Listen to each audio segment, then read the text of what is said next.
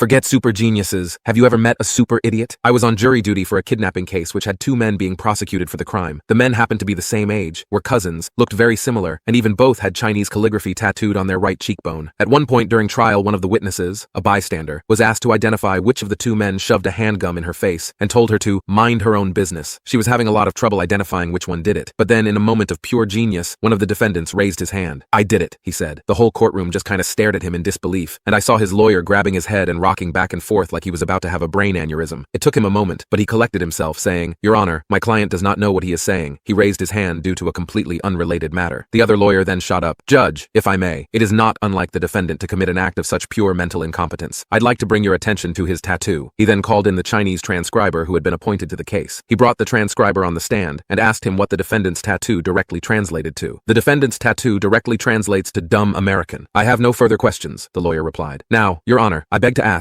is it beyond a man with such a clear lack of cognitive ability to raise his hand and hereby admit to the crime?" The other lawyer at this point slumped in his seat, and when asked if he had anything to respond, he said, "I have nothing to add, Your Honor." The most mind-boggling part is that the man who had raised his hand asked aloud for his lawyer to clarify what was just said, as apparently the language was too complicated for him.